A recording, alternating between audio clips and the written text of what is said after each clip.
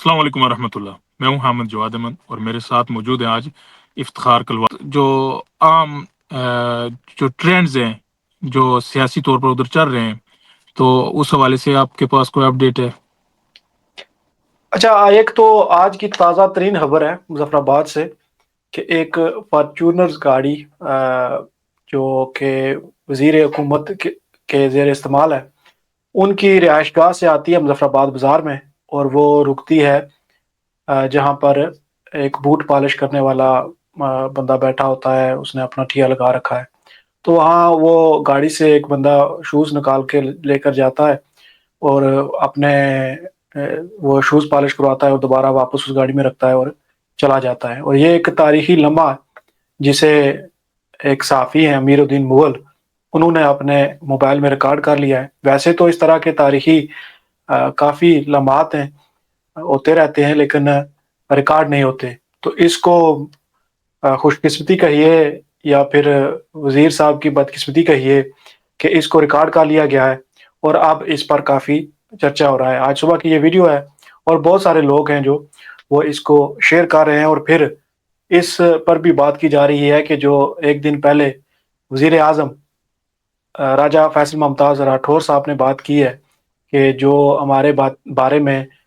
گفتگو کی جاتی ہے، انہوں نے اس پر اعتراض کیا ہے اور کہا ہے کہ یہ ایسی گفتگو ہمارے بارے میں نہ کی جائے اور یہ ہمارا کلچر نہیں ہے. اچھا، میں جو کلچر کے حوالے سے اگر میں بات کروں تو ایک تو یہ ہے کہ یہ کلچر اب نہیں بنا، یہ تو پہلے سے اب لوگ، چونکہ سوشل میڈیا کا دور ہے اور بہت ساری گفتگو جو ممبران اسمبلی کرتے رہے ہیں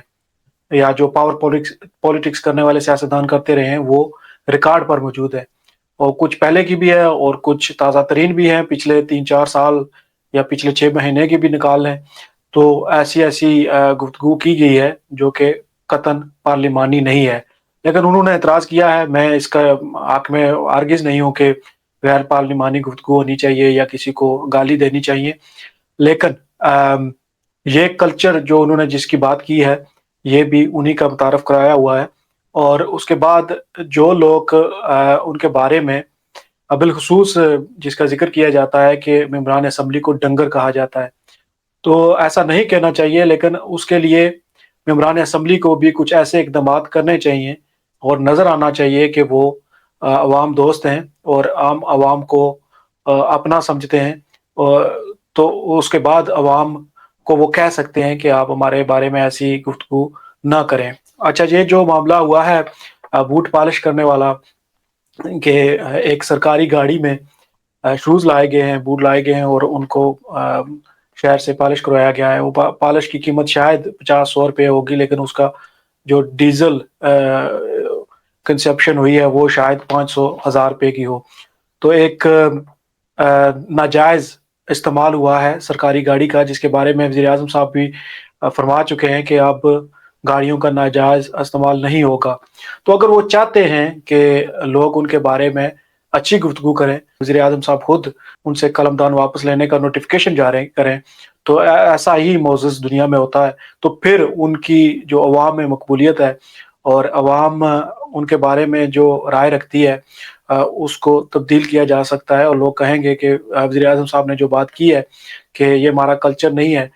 اور ہمارے بارے میں ایسی گفتگو نہ کی جائے، تو لوگ یقیناً ان کے بارے میں اچھی گفتگو کرنا شروع کر دیں گے کہ دیکھیے ایک واقعہ ہوا ہے، ایک وزیر صاحب نے اختیارات کا ناجائز استعمال کیا ہے اور اب عوام کی حکومت آئی ہے، عوامی وزیر اعظم ہیں، اور انہوں نے دیکھیے کیسے فل نوٹس لیا ہے اور ایک بااختیار وزیر کو جو اپنی گاڑی کا ناجائز استعمال کر رہے تھے، جو گاڑی کا ناجائز استعمال کر سکتے ہیں، وہ اوبیسلی ان کے نزدیک کوئی اخلاقی اقدار نہیں ہے، کوئی آئینی قانونی وہ قدروں کو پھر